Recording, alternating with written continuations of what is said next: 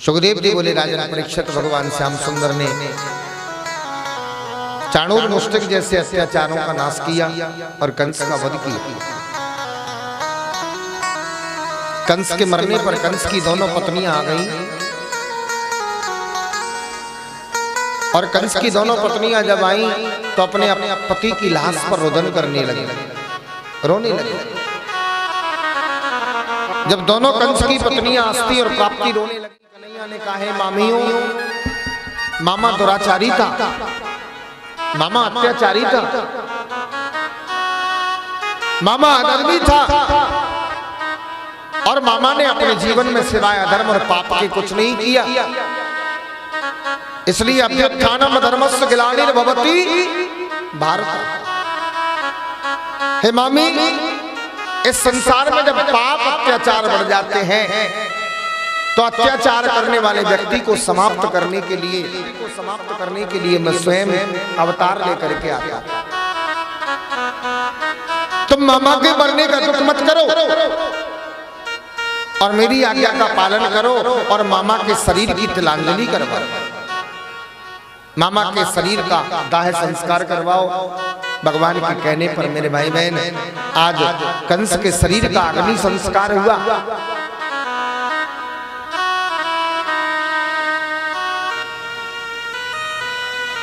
भगवान ने अपने नाना उग्रसेन को, जो वर्षों से बंदी गृह में पड़े हुए थे, अपने पुत्र, देखिए बुरा मत मानना, एक बात मैं आपको बता दूं, जो पुत्र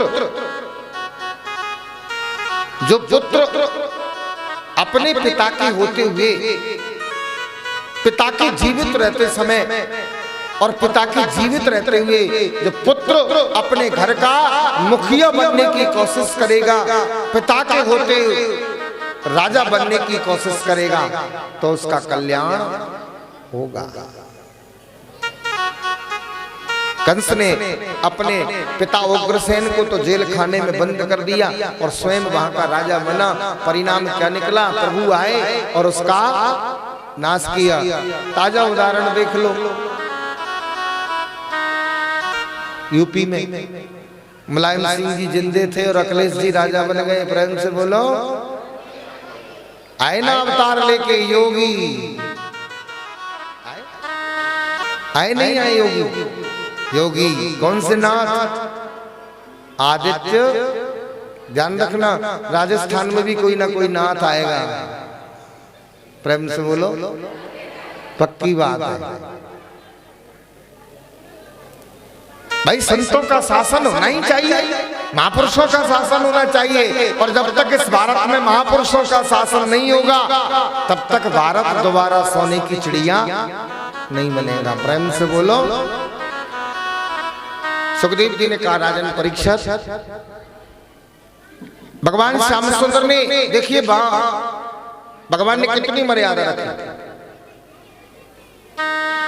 श्याम सुंदर ने कितनी मर्यादा रखी कि कंस को मारने के बाद यदि भगवान चाहते तो सबसे पहले अपने माता पिता वसुदेव और देवकी को जेल खाने से मुक्त करते।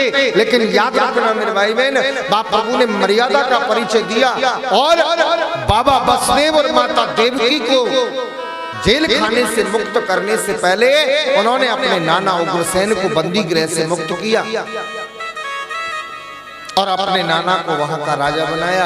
और राजा बनाने के बाद प्रभु ने अपने नाना से कहा, बोले हे नाना, यदि आपकी इच्छा हो और आपकी आज्ञा हो तो मैं मेरे बाबा वसुदेव और माता देवकी को जेल खाने से मुक्त करना चाहता हूं। उग्रसेन की आंख में आंसू आ गए। पूत सपूत तो क्यों धन संचय, कपूत तो क्यों धन संचय।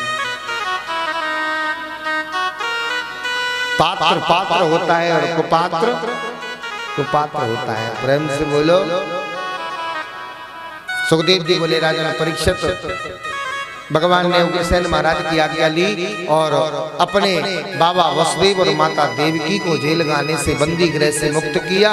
जाकर के प्रभु ने अपनी मां को प्रणाम किया, देवकी मां को प्रणाम किया, बाबा वसुदेव को प्रणाम किया। देवकी ने पूछा तुम कौन हो? गोविंद रोने लगे। मां मैं तेरा कृष्ण। आंसू आ गए और देवकी ने पलक झपकने की देर नहीं लगाई और दोनों भुजाओं में अपने कन्हैया को, अपने गोविंद को, अपने दुलारे को भर लिया और अपने कृष्ण को अपनी बाहों में भर करके गोदी में बिठा लिया। और जिस प्रकार से गाय अपने बछड़े को बगल में बुला करके और अपनी जीभ से गाय बछड़े को चाटती है, ऐसे ही माता देवकी ने उस नादान से कन्हैया को बड़ा प्रेम करना शुरू कर दिया। चुंबन करने लगी, कभी माथे पर चुंबन ले, कभी गाल पर, कभी कन्हैया के कान पर। अत्यंत प्रेम और आंसू बह रहे हैं और कह रही है, कन्हैया तेरे लिए मैंने कितने कष्ट सहे, कन्हैया तेरे लिए मैंने कितने कष्ट सहन किए, अब तू ये बता मुझे छोड़ के तो नहीं जाएगा। कन्हैया बोले, एक को छोड़ के आया हूं, वो तड़प रही है, तुझे छोड़ के जाऊंगा तो तू पता नहीं कितनी, क्योंकि तुझे जितना तड़पना था उतना तूने तड़पना। प्रेम से बोलो, प्रेम गली अति साकरी। देखो कोई भी हो, चाहे स्वयं परमात्मा हो, चाहे स्वयं भगवान हो, चाहे कोई भी हो, प्रत्येक व्यक्ति के जीवन में सुख आता है तो दुख भी।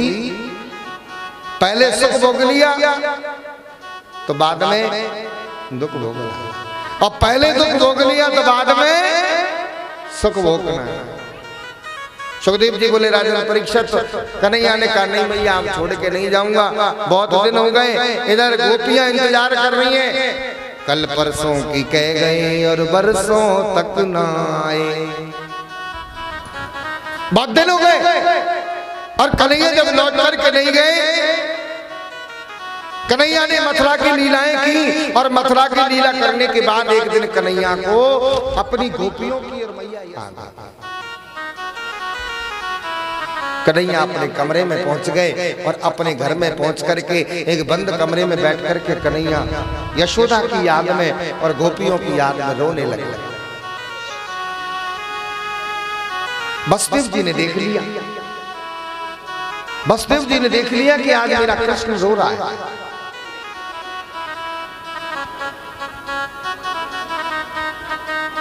एक बात बताऊं, जिस प्रकार से भगवान ने गोकुल में और वृंदावन में रहकर के सबसे पहला मित्र कौन बनाया, श्री दामा, उसी प्रकार से भगवान ने मथुरा में जाने के बाद सबसे पहला मित्र कौन बनाया, उद्धव। कौन बनाया? बड़ा घमंड था उसे, ज्ञानी था, और भगवान ने कहा है कि न शौचम न धानम और न तपो न ज्ञानम। ना तो मुझे ज्ञानी व्यक्ति की जरूरत है, न सुंदर व्यक्ति की जरूरत है। जो व्यक्ति मन से सुंदर है, जो व्यक्ति प्रेम करता है, वो प्रेमी व्यक्ति मुझे बड़ा पसंद है। प्रेम से बोलो। रोने की, बंद कमरे में जाके बैठ करके रोने लगे। अब ये जो कन्हैया की लीला है, इस लीला के माध्यम से कन्हैया ने क्या किया है, एक तो अपनी मां के प्रति प्रेम को दर्शाया है,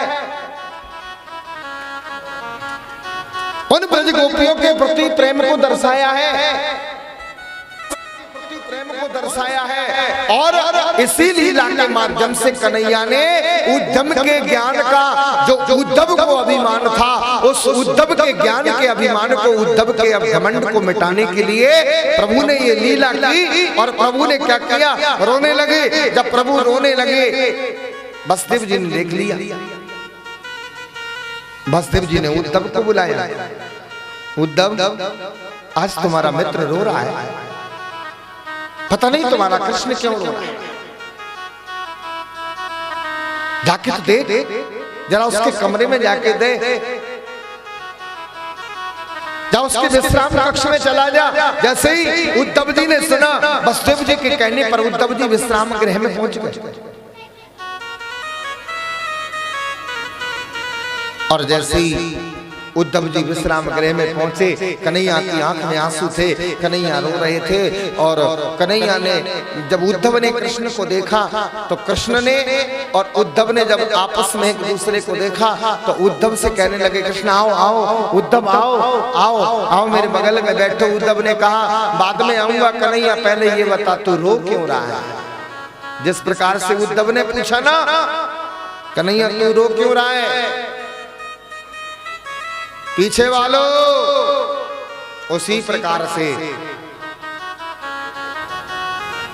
जब यही कृष्ण त्रेता में राम बन के गया, बताओ राम जी कितनी जगह रोए हैं।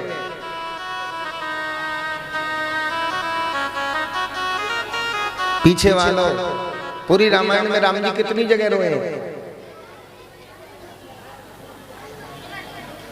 3 जगह या 2 जगह या 1 जगह, बताओ।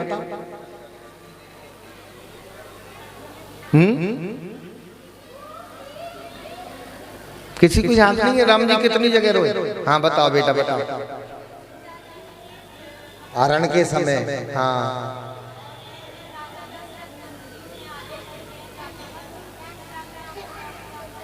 ना, वन गमन के समय बेटा राम जी कभी नहीं रोए।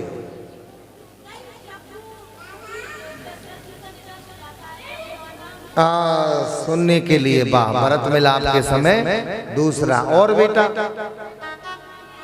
बस ये 2 का आपको पता है, और सारी दुनिया यही जानती है कि राम जी पूरी रामायण में 2 बार रोए हैं। एक तो कब, जब सीता जी का हरण हुआ तब, और एक बार दशरथ जी के प्राण निकलने के बाद जब भरत मिलाप हुआ।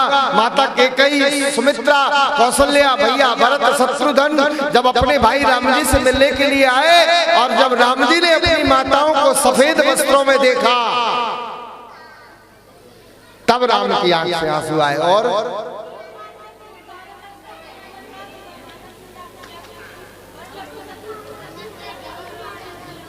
वो बेटा उत्तरकांड के बाद की बात है, वो तो फिर बहुत बड़ी बात है, उधर आगे मत जाओ। नहीं, उसके भीतर ही बताऊंगा। तीसरी बार जब लक्ष्मण जी को शक्ति लगी और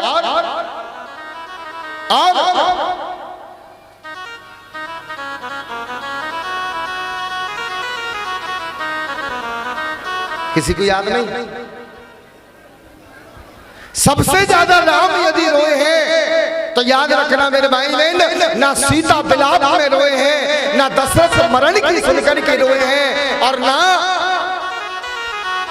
लक्ष्मण शक्ति के समय रोए हैं। सबसे ज्यादा यदि राम रोए हैं तो मेरे भाई बहन, जब भरत जी ने भगवान राम की खड़ाऊ लेकर के और राज्य किया, और बलक जी ने अलग ग्रह बना करके राज्य किया, तो प्रतिदिन भरत जी राम जी की याद करते थे, और राम जी की याद में भरत जी रोते थे।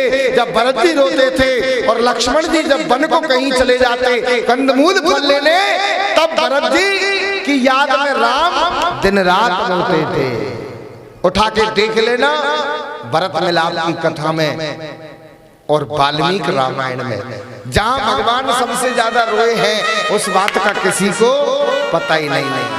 क्योंकि मेरे भाई बहन, संसार में भरत जैसा भाई हो नहीं सकता। प्रेम से बोलो, जोर से बोलो। हाँ, अच्छा एक बात बताओ, सीता जी की प्रेम में राम जी रोए हैं, सब जानते हैं। जब सीता जी का हरण हुआ, भगवान दंडकारण्य वन में सीता जी की खोज करने को गए, तो भगवान रोने लगे, हा खगमृग, हा मधुकर श्रेणी, और तुम देखी सीता मृग नैनी। पक्षियों से, पेड़ पत्तों को और वृक्षों को बाहों में भर लिया, उनसे चिपट करके रोने लगे, क्या तुमने मेरी सीता को देखा? तो वहां भगवान को समझाने के लिए कौन आया?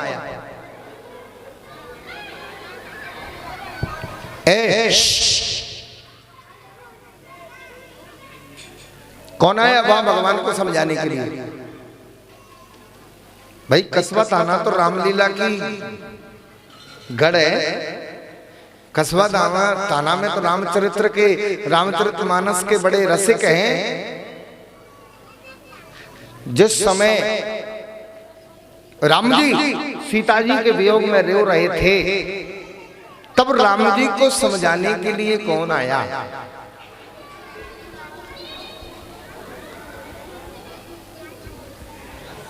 जैसे कृष्ण रो रहे हैं ना मां की याद में और गोपियों की याद में, तो वसुदेव जी ने उनको समझाने के लिए किसे भेजा? उद्धव को।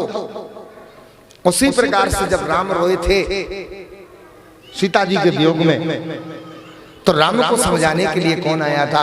याद रखना, स्वयं महादेव जी आए थे। प्रेम से बोलो शंकर भगवान की जय हो।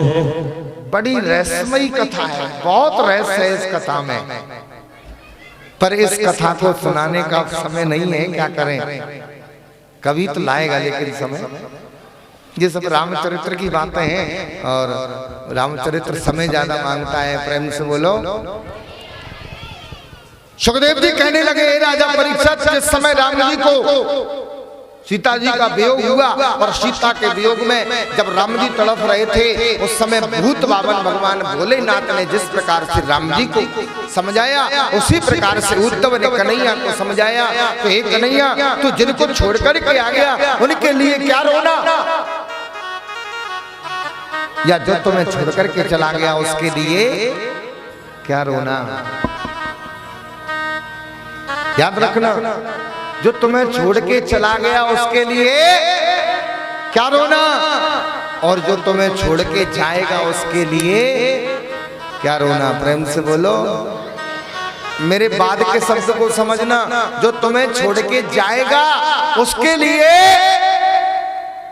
क्या रोना? सबको जाना है, और जब सबको जाना है तो सबके लिए क्यों रोना?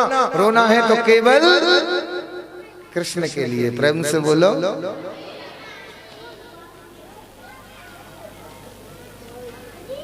भगवान ने जब सुना, उद्धव ने जब कहा कि कृष्ण क्यों रो रहे हो, तो उद्धव की बात को सुनकर के गोविंद ने कहा, हे उद्धव, मैं उनके लिए नहीं रो रहा जो मुझे छोड़कर के चले गए, या मैं उनके लिए नहीं रो रहा जो मुझे छोड़कर के जाएंगे, मैं तो उनके लिए रो रहा हूं जो मेरे लिए रो रहे हैं। जाके देख उद्धव, जाके देख वृंदावन में मेरी माँ रो रही है कि मेरा कृष्ण कब आएगा, और वो ब्रज की गोपियां रो रही हैं कि हमारा कृष्ण कब आएगा, वो ब्रज के ग्वाल बाल रो रहे हैं कि हमारा कृष्ण कब आएगा। उद्धव को ज्ञान का घमंड था। भगवान ने कहा, हे उद्धव, तुम जिस प्रकार से मुझे समझाने के लिए आए हो, मेरी बात मानो और मेरे कहने पर तुम वृंदावन चले जाओ। और वृंदावन में जाकर के कहा घनश्याम से उद्धो कि तुम वृंदावन को जाना और वहां जाकर के गोपियों को कुछ प्रेम का तत्व बतलाना। उद्धव बोला, मैं ज्ञानी, मैं पढ़ा लिखा, मैं पंडित, कृष्ण तुझे शर्म नहीं आती? और वो गांव की बिना पढ़ी लिखी मूर्ख अज्ञानी ग्वालिने, वो गोपियां कोदों से, कहावत है ना, कोदों से खाओ घी और मूरख से। प्रेम से बोलो, जोर से बोलो। उद्धव ने कहा, मैं ज्ञानी और तू मुझे कृष्ण कहाँ उन मूर्ख ग्वालनों को समझाने के लिए, उन बिना पढ़ी लिखी अनपढ़ ग्वारों को समझाने के लिए भेज रहा है?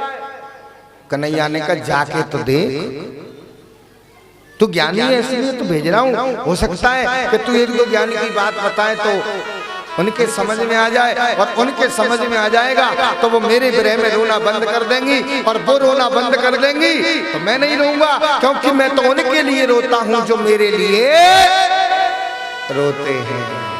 और ये बात सही है, परमात्मा भी उसी को याद करता है जो परमात्मा को याद करता है। और तुम परमात्मा को याद नहीं करोगे ना, तो तुम्हारे जैसे पूरे भारत में कितने?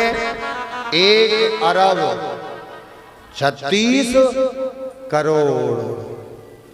अपनी तो गिनती नहीं है, कौन से नंबर की लाइन में? प्रेम से बोलो। इसलिए ध्यान रखो, परमात्मा भी उसी के लिए रोता है जो परमात्मा के लिए रोते हैं, और परमात्मा भी उसी को बुलाता है जो परमात्मा को बुलाते हैं। प्रेम से बोलो। उद्धव को घमंड था ज्ञान का। उद्धव ने कहा मैं जाऊंगा। उद्धव गया, और मेरे भाई बहन उद्धव जब गया तो उद्धव जब वृंदावन में पहुंचा तो उद्धव ने देखा कि पूरी की पूरी ब्रज गोपियां जहां कृष्ण छोड़ करके गए थे वहीं बैठी हैं, और सारी की सारी गोपियों की आंखों में से आंसू आ रहा, रो रही। श्री रामा मधु मंगल कृतांग श्याम सखा सबके सब बैठे हैं। उद्धव ने जाकर के पूछा और देखा तो उद्धव परेशान हो गया कि एक कैसी लीला है गोविंद तेरी, उधर तू रो रहा है और इधर ये रो। उद्धव ने श्री रामा से पूछा, बोले भैया कृष्ण का घर कौन सा है, कृष्ण कहाँ रहता है? जब उद्धव ने श्री दामा से पूछा कि कृष्ण कहाँ रहता है तो श्री दामा ने ये नहीं बताया कि कृष्ण का वो घर है और कृष्ण उस घर में रहता है। मेरे भाई बहन, जब श्री दामा ने कहा तो यही कहा कि भैया जहां से जल की अधिक धारा बह रही हो बस वही कृष्ण का। उद्धव बोला जलधारा? हाँ जलधारा। बोले इतनी बड़ी जलधारा यहाँ कहां से बहेगी? तब श्री दामा ने कहा हे भैया जब से हमारा कृष्ण गया है ना तब से पूरा ब्रजमंडल कृष्ण के घर पहुंच गया है, और कृष्ण के घर में सारा ब्रजमंडल इकट्ठा होकर के कृष्ण की याद में रो रहा है। यशोदा रो रही है, बाबा नंद रो रहे हैं, गोपियां रो रही हैं, ग्वाल वाल रो रहे हैं, और सारा ब्रजमंडल रो रहा है। तो उनके रोने से उनकी आंखों से जो आंसू गिर रहे हैं उन आंसुओं की एक नदी प्रकट हो गई है। प्रेम से बोलो। रो सकते हो क्या इतना कन्हैया के लिए? कोई नहीं रो सकता, ये पक्की बात है, लिख लेना। तुम कन्हैया के लिए रोगे, तुम परमात्मा के लिए रोगे तो परमात्मा तुम्हारे लिए रोएगा, और तुम परमात्मा के लिए नहीं रोए तो परमात्मा भी तुम्हारे लिए नहीं रोएगा। उद्धव के ज्ञान का पहला पर्दा समाप्त हो गया। उद्धव ने सोचा इतना भला कभी कोई किसी के लिए रोता है कि नदी बन जाए, आंसुओं की नदी बन जाए। उद्धव गए, उस आंसुओं के जल की धारा के ऊपर से जब उद्धव गए, उद्धव ने जाकर के जब भगवान के नंद भवन में प्रवेश किया, और नंद भवन में प्रवेश किया तो देखा कि वसुदेव जी रो रहे हैं, यशोदा रो रही है, और ब्रजवासी इकट्ठे होकर के गोपियां रो रही हैं। सबके आंसुओं से सबका बदन गीला है। कर सकते हो उतना प्रेम? कर सकते हो क्या? नहीं, रोत तो है क्या? ऐसी बात नहीं, रोत तो सब है, रोते तो सब हैं, पर सब अपनों के लिए रोते हैं, उसके लिए कोई नहीं रोता। और जो उसके लिए रोएगा ना उसे जीवन में अपनों के लिए कभी रोना ही नहीं पड़ेगा। प्रेम से बोलो। हाँ मेरे भाई बहन, भगवान की आज्ञा मान करके उद्धव ने ब्रजवासियों को समझाने का प्रयास किया। उद्धव ने ज्ञान दिया और उद्धव ने सबको बुला करके कहा, बोले भैया अब तुम इस ग्रह की वेदना को छोड़ दो, इस कृष्ण के वियोग को छोड़ दो, और कृष्ण का ध्यान करो और परमात्मा का ध्यान लगाओ, और परमात्मा में अपना मन लगाओ। जैसे ही उद्धव ने कहा कि परमात्मा में अपना मन लगाओ, गोपियां बोली उद्धव मन ना भये 10-20 है उद्धव, तू कह रहा है कि परमात्मा में अपना मन लगाओ, तो कोई हमारे 10-20 मन थोड़ी है, हमारा तो एक मन है। उद्धव मन ना भये 10-20 एक हाथों जो गयो श्याम संग। हमारा तो एक ही मन था, और उस मन को भी उस चित्त ने चुरा लिया, उस चोर ने हमारे चित्त को चुरा लिया। और तुम कहते हो कि अपने मन को परमात्मा में लगाओ। तो सुनो हे उद्धव, हमको ज्ञान देने की जरूरत नहीं है, हमको ज्ञान की आवश्यकता नहीं, हम प्रेमी हैं, और प्रेम के आगे ज्ञान नहीं चलता। कृष्ण ही हमारो मन, कृष्ण ही हमारो धन, और तुम कहते हो कि परमात्मा से नहीं लगाओ, तो सुनो, इस संसार में हमारा कृष्ण के अलावा कोई नहीं है। हमारा मन भी कृष्ण है और हमारा तन भी कृष्ण है। बहुत समझ आया। एक नहीं चली, उद्धव का ज्ञान समाप्त हुआ। मेरे भाई बहन, उद्धव का अभिमान समाप्त हुआ। उद्धव लौट करके आए। हे राजा परीक्षित, इसके बाद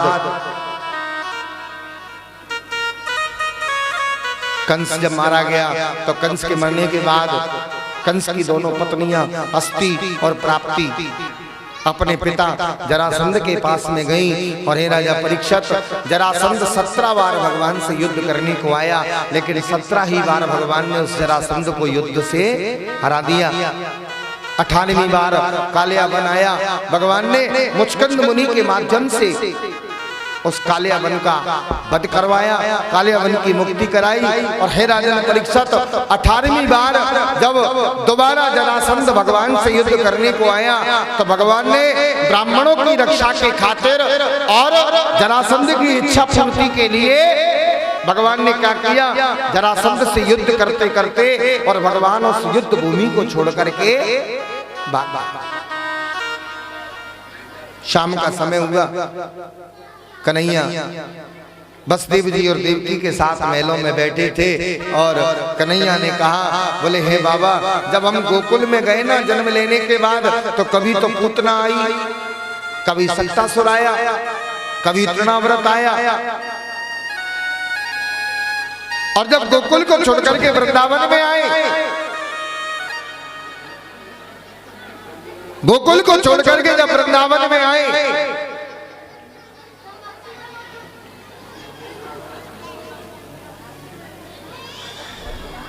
तो वृंदावन में आने पर कभी अगासुर आया, कभी बकासुर आया, कभी बत्सासुर आया।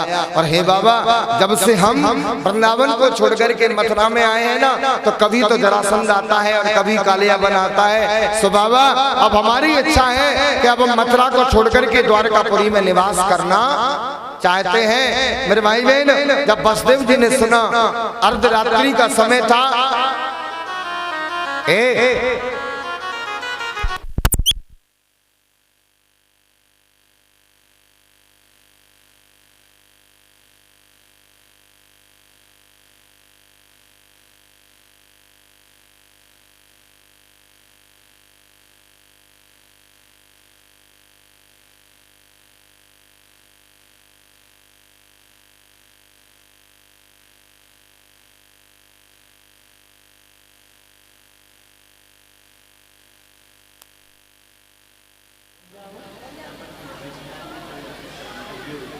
नहीं कंप्लीट।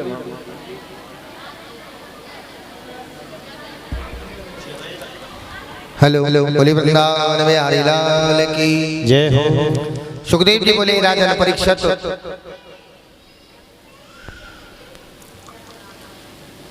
भगवान ने योग माया को बुलाया और विश्वकर्मा को बुलाया और विश्वकर्मा से कहा, हे विश्वकर्मा, अब हम मथुरा को छोड़ करके और द्वारकापुरी बसाना चाहते हैं, तो हे विश्वकर्मा, तुम जाओ और सुंदर सोने की द्वारकापुरी बनाओ।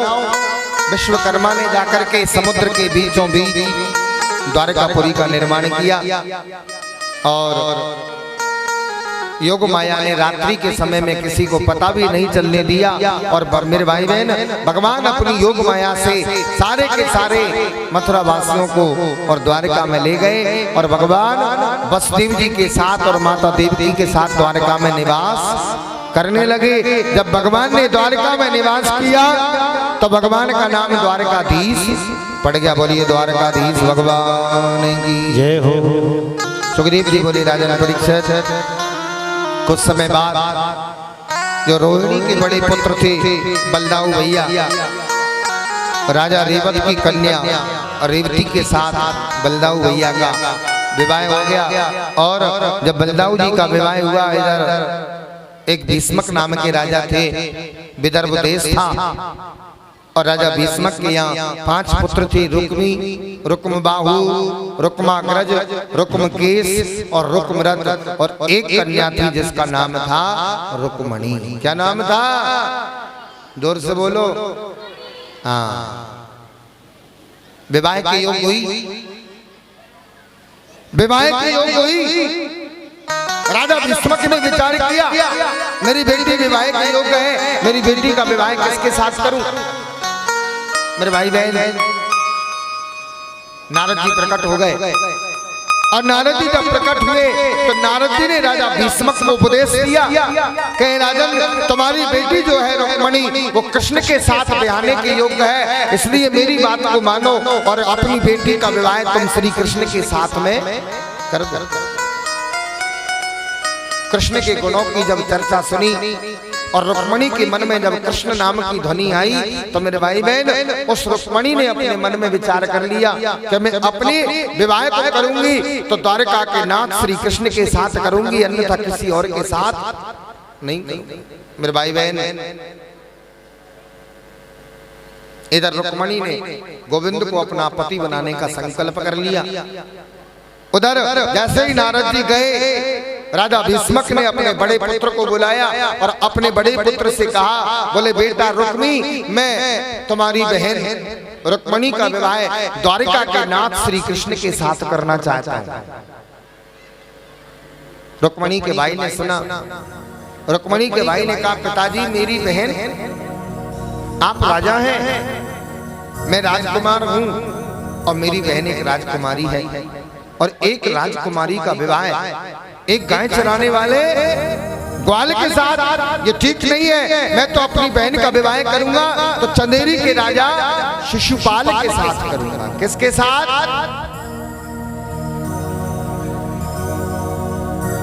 बस भाई की जिद, बहन ब्याही जाएगी तो चंदेरी के राजा को, और पिताजी की इच्छा कि बेटी ब्याही जाए तो द्वारका के नाथ कृष्ण को। मेरे भाई बहन इधर रुक्मणी के भाई ने अपने बहन की विवाह की पत्रिका शिशुपाल को भेज दी, और इधर रुक्मणी ने अपनी प्रेम पत्रिका कन्हैया को भेज दी, और कन्हैया को सारा हाल बता दिया। तो हे गोपाल, मेरा भाई मेरा विवाह चंदेरी के राजा शिशुपाल से करना चाहता है, और मेरे पिताजी मेरा विवाह तुम्हारे साथ करना चाहते हैं। तो हे प्राण वल्लभे, मैंने मन कर्म और वचन से तुमको अपना पति मान लिया है। सो हे गोपाल, जब अंबिका पूजने का समय आएगा तो कुंदनपुर में अंबिका पूजने को जब मैं जाऊंगी तो तुम अपना रथ लेके आ जाना और मेरा हरण करके मुझे वहां से, क्या नाम है इसका, कल बताया था ना, कन्हैया जी का नाम क्या है? 2 नाम बताए थे ना गर्गाचार्य जी ने, एक तो चोर और दूसरा श्री हरि। क्या नाम बताया था? श्री हरि। हरि का मतलब क्या करने वाला? हरण करने। प्रेम से बोलो। और इसने 2 ही काम किए, एक तो चोरी की है और एक हरण किया है। एक तो रुक्मणी का हरण किया है, और याद रखना मेरे भाई बहन, संसार के जितने भी प्राणी हैं उनके दुखों का हरण भी भगवान ही करते हैं, और जो संसार के प्राणियों के दुखों को हरते हैं इसलिए उनका नाम श्री हरि है। प्रेम से बोलो, जोर से बोलो। हाँ, सुखदेव जी बोले, राजा परीक्षित, रुक्मणी ने संदेश भेजा ब्राह्मण के हाथ। ब्राह्मण गया, द्वारिका में पहुंचा, और गोविंद को जब संदेश मिला और जब सवेरा हुआ तो कन्हैया ने किसी को नहीं बताया, और कन्हैया बिना बताए अपने रथ में बैठ करके और उस ब्राह्मण को साथ में लेकर के और विदर्भ देश की ओर आए, और आकर के विदर्भ देश के बगीचे में ठहर गए। और कुछ समय बाद चंदेरी के राजा शिशुपाल भी अपनी बारात सजा करके आ गए। कितने हो गए? दूल्हा और दुल्हन, 2 दूल्हा और दुल्हन। इधर जब कन्हैया आए, कन्हैया ने ब्राह्मण से कहा, हे ब्राह्मण तुम जाओ, अब तुम रुक्मणी के पास में चले जाओ, और जब तुम रुक्मणी के पास में जाओगे तो रुक्मणी तुमसे पूछेगी कि कृष्ण ने क्या कहा। तो ये मत कहना कि कृष्ण आ गए हैं, ये मत कहना कि कृष्ण आ गए हैं, जबकि ये पूछे कि कृष्ण ने क्या कहा तो तुम कह देना कि आवेंगे तो लावेंगे, और लावेंगे तो ही। इसका मतलब समझ गए? बताने की जरूरत तो नहीं है, नहीं है ना? हाँ, इसका मतलब वही होता है कि कृष्ण जरूर आएंगे। प्रेम से बोलो। ब्राह्मण गया, रुक्मणी के पास में पहुंचा, रुक्मणी को प्रणाम किया। रुक्मणी ने पूछा, क्यों ब्राह्मण देवता, मेरे गोविंद ने क्या कहा?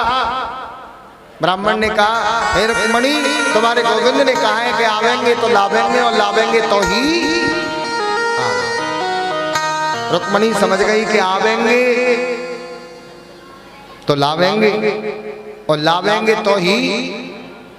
इसका मतलब मेरा कृष्ण मुझे लेने के लिए जरूर आएगा। प्रेम से बोलो। दुल्हन एक और दूल्हा, हर दुल्हन एक बिचारी रे, दूल्हा दो दो आए, आए हाय रे दूल्हा दो दो आए।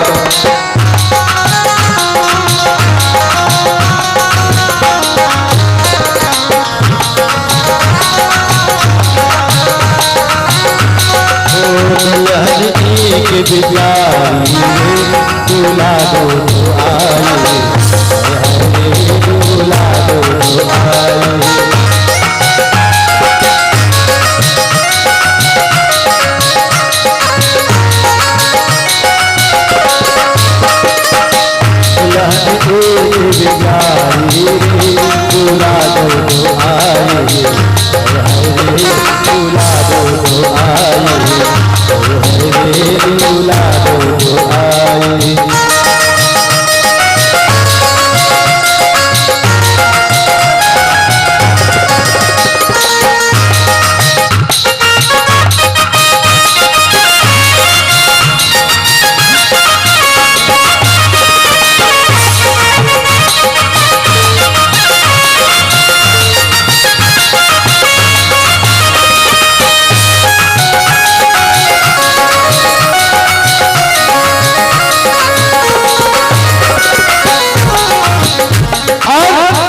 कहे बेटी जाऊं द्वारका, बाप कहे बेटी जाऊं द्वारका, बाप कहे बेटी जाऊं द्वारका, बाप कहे बेटी जाऊं द्वारका।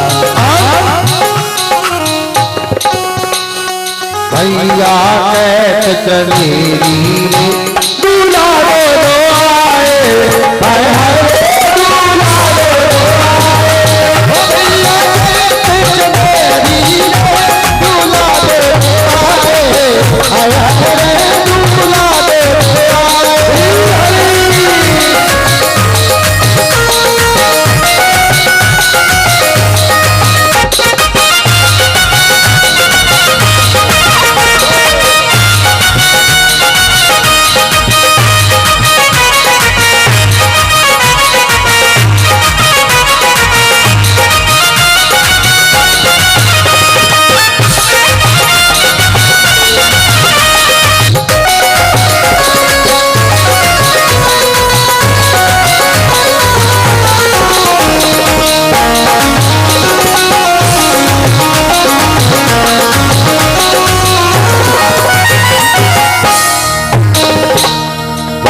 पाल चले को राजा, पाल चले को राजा, पाल चले को राजा, पाल चले को राजा।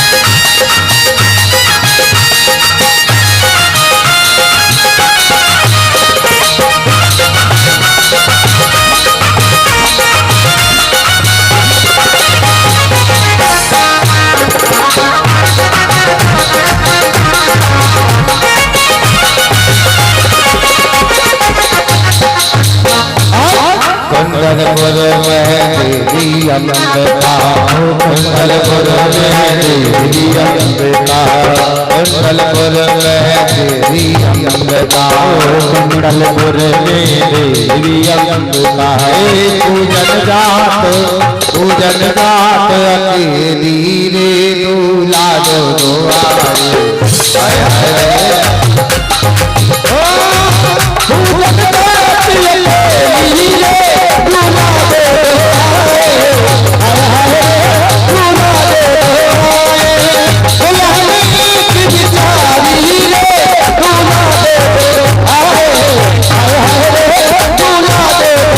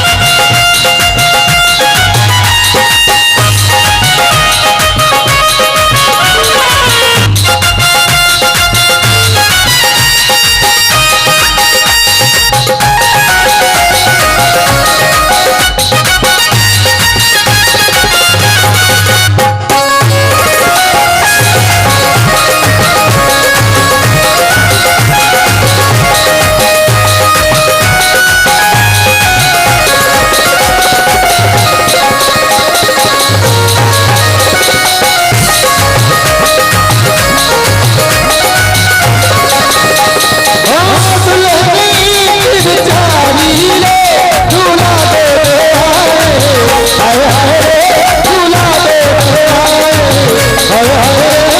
दुआरे।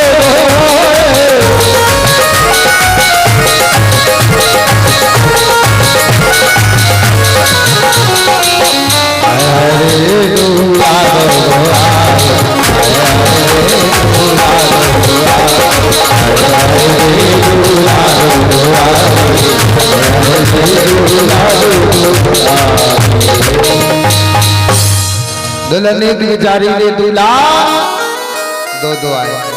सुखदेव जी बोले राजा परीक्षित, इधर जब भगवती के विवाह का समय आया, मां रुक्मणी के विवाह का समय आया और जब अम्ब का पूजन का समय आया तो 500 सैनिक आगे और 500 सैनिक पीछे और 1000 सैनिकों के बीच में जब माता रुक्मणी अम्ब का पूजने को गई, अम्ब का पूजने को जा रही है। कहाँ जा रही है? कहाँ जा रही है भगवती? अम्ब का पूजने को। कुंदनपुर में माँ अम्बे का पूजन करने जा रही है। अम्ब का पूजन में मन नहीं है, सोच तो नहीं है, जा रही है अम्ब का पूजने को और मन में विचार है कि पता नहीं आएगा कि नहीं आएगा, पता नहीं आएगा कि नहीं आएगा।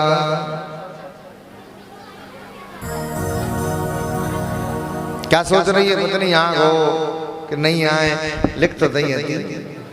आ जाइए, प्रेम से बोलो भाई। पहले तो जो साधन था ना संदेश भेजने का, वो पत्र था, और अब तो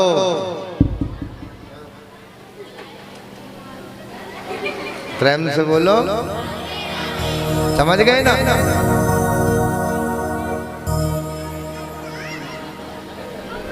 कल्याण मस्तु। पर एक बात बता दूं, जितना सुख के साधन है ना, वो सब दुख के कारण है।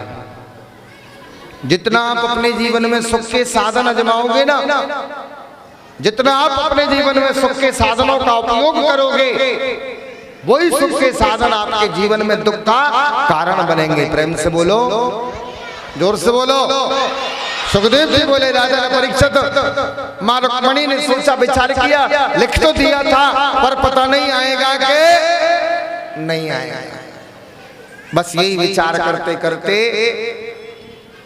भगवती के मंदिर में प्रवेश किया, अम्ब का पूजन किया और अम्ब का पूजने के बाद जब वापस आने लगी तो बस एक वरदान भगवती से मांगा कि हे जगदम्बे, यदि मैंने अभी तक मन क्रम और वचन से तेरी पूजा की हो, मन क्रम और वचन से यदि मैंने तेरी पूजा की हो, तो वो गोविंद मुझे पति के रूप में प्राप्त हो जाए। जैसे ही रुक्मणी ने कहा, भगवती अम्बिका के गले में जो फूलों की माला थी, एक फूल उस माला से टूटा और अम्बिका के गले में से उस माला में से फूल टूट करके रुक्मणी की गोदी में आ गया। मन जाए राछई मिलई सोबर सहज सुंदर सांवरो जा। वो सांवरा तुझे पति के रूप में प्राप्त हो जाएगा। अंबिका पूजने के बाद जब मंदिर से बाहर प्रवेश किया, गोविंद ने देखा, गोविंद आए और मेरे भाई बहन मंदिर के दरवाजे पर खड़े हुए। जब रुक्मणी बाहर आने लगी तो रुक्मणी की नजर तो कन्हैया पर नहीं पड़ी और रुक्मणी की सहेली की नजर कन्हैया पर पड़ी। सहेली ने कहा, देख रुक्मणी, तेरा कृष्ण तेरे सामने खड़ा है।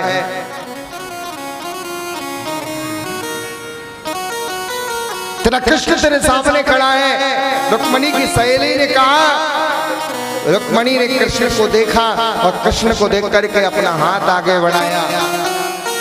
भगवान ने अपना हाथ रुक्मणी के हाथ में दिया और मेरे भाई बहन जिस प्रकार से शेर 1000 गीदड़ों के बीच में से बकरी को उठा लेता है, उसी प्रकार से मेरे कृष्ण रूपी शेर ने जो आए थे ना 1000 गीदड़ रखवाली करने को, उन गीदड़ों के बीच में से माता रुक्मणी का हरण कर लिया। जब माता रुक्मणी का हरण कर लिया तो वो जो 1000 सैनिक रुक्मणी की रखवाली में आए थे ना, बस बाकी बिहारी की देख छटा और मेरे मन गयो लटा फटा। लड़ना तो भूल गए, कृष्ण से युद्ध करना तो भूल गए और कन्हैया की छटा को देख करके सबका मन विचलित हो गया और सबके सब क्या कहने लगे, देखो देखो देखो कितनी सुंदर जोड़ी है रुक्मणी माधव की, कितनी सुंदर जोड़ी। श्यामा श्याम बिराजे कुंजन, जय जय नवल किशोरी। रुक्मणी माधव की कितनी सुंदर जोड़ी। सुखदेव जी बोले, राजा परीक्षित, भगवान श्याम सुंदर रुक्मणी का हरण करके लाए, द्वारका में प्रस्थान किया। वसुदेव जी ने रुक्मणी के पिताजी को समाचार भेजा और जब रुक्मणी के पिताजी को समाचार भेजा, रुक्मणी के पिताजी अपने समाज सहित द्वारका में आए और हे राजा परीक्षित, भगवान श्याम सुंदर का शास्त्र की नीति से जो पहला विवाह हुआ वो धूमधाम से रुक्मणी के साथ हुआ और विवाह की जब रस्म हुई तो आज कन्हैया कौन बने? कौन बने? दूल्हा। और दुल्हन कौन बनी? हाँ, मैं छोटू महाराज से निवेदन करूंगा कि अब ज्यादा समय न लगाए। अरे दूल्हा बने हैं नंदलाल। दूल्हा कौन बने हैं? और दूल्हा बने नंदलाल कि जोड़ी का जवाब नहीं। दूल्हा बने नंदलाल, जोड़ी का जवाब नहीं। जोड़ी का जवाब नहीं, जोड़ी का जवाब नहीं, जोड़ी का जवाब नहीं, जोड़ी का जवाब नहीं। ऐसे नहीं, देखो कितनी शर्म की बात है जब आपके घर में किसी का विवाह होता है, आपके घर में किसी का विवाह होता है तो तुम कितने आनंद से नाचते हैं। और जब मेरे गोविंद का विवाह है तो सब चाहते थे दोनों हाथ खोल करके और बड़े मस्ती के साथ मस्ती में झूमते हुए कि जोड़ी का जवाब नहीं, कि जोड़ी का जवाब नहीं, कि जोड़ी का जवाब नहीं, कि जोड़ी का जवाब नहीं। और दूल्हा बने नंदलाल, दूल्हा बने नंदलाल, ये जोड़ी का जवाब नहीं। दूल्हा बने नंदलाल, ये जोड़ी का जवाब नहीं। दूल्हा बने नंदलाल, ये जोड़ी का जवाब नहीं।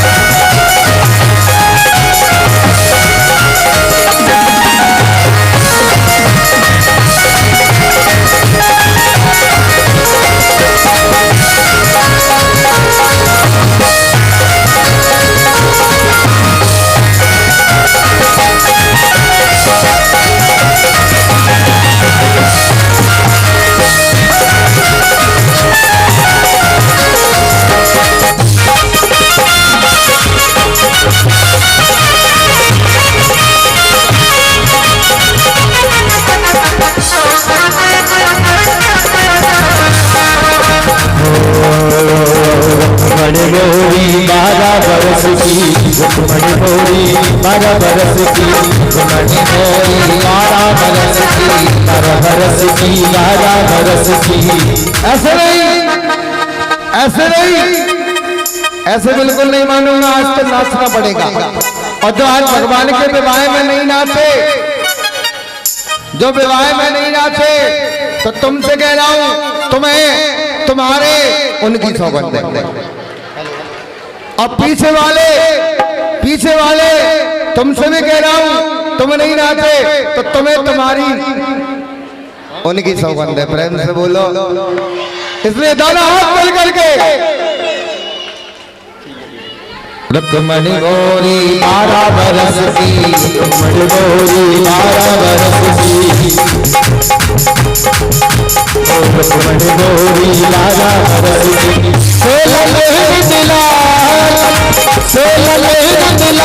बिजोड़ी का जवाब नहीं भूला दिला बिजोड़ी का जवाब नहीं बिजोड़ी का जवाब नहीं बिजोड़ी का जवाब नहीं बिजोड़ी का जवाब नहीं बिजोड़ी का जवाब नहीं भूला दिला बिजोड़ी का जवाब भूला दिला बिजोड़ी का जवाब नहीं।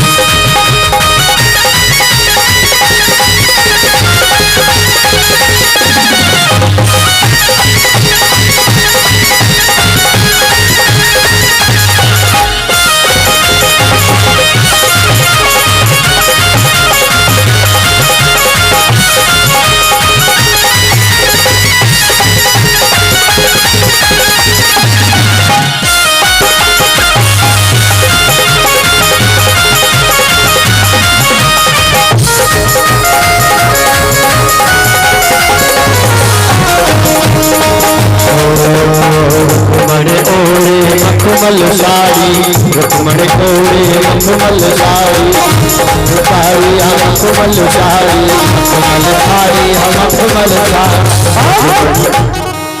रुक्मणी ओढ़ी मखमल साड़ी रुक्मणी ओढ़ी मखमल साड़ी और पीतांबर पीतांबर देख लो कितनी सुंदर जोड़ी है। देख लो कितनी सुंदर जोड़ी है। पीतांबर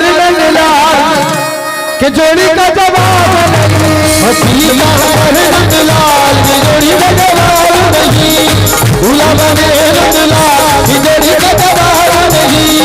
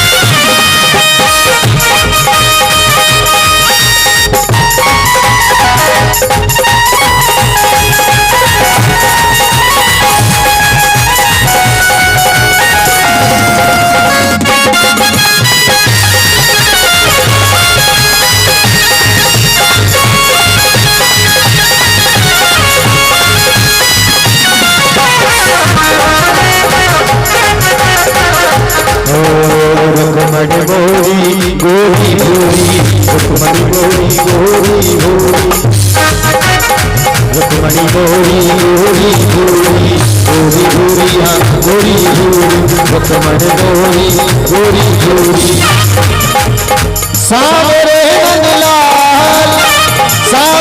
नंदलाल की जोड़ी का जवाब नहीं नंदलाल की जोड़ी का जवाब नहीं।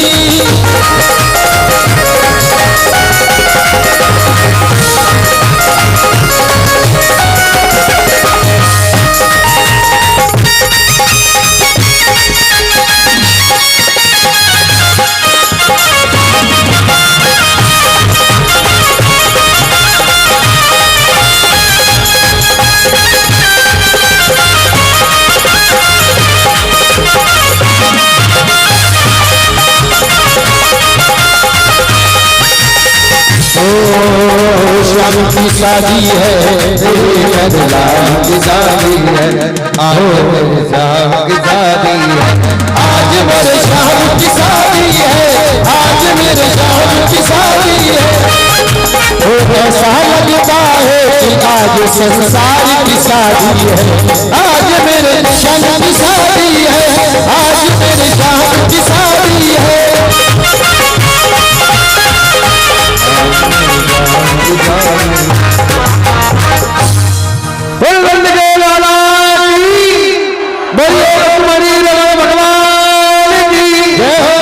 हाँ, माला दे दो इनके हाथों में जल्दी। सुखदेव जी बोले राजा परीक्षित, इस प्रकार भगवान श्याम सुंदर का जब विवाह हुआ तो माता रुक्मणी ने, सर्वप्रथम माता रुक्मणी ने भगवान श्याम सुंदर के गले में रुक्मणी जयमाल गले और मेले बोले रुक्मणी रमण भगवान की। उसके उपरांत भगवान श्याम सुंदर ने माता रुक्मणी के गले में जयमाल डाली। और हे राजा परीक्षित, इस प्रकार भगवान श्याम सुंदर का जो पहला शास्त्रिक विवाह हुआ वो माता रुक्मणी के साथ हुआ। अब आपसे निवेदन है कि थोड़ा सा बैठ जाएं, सभी अपनी अपनी जगह पर बैठ जाएं, सभी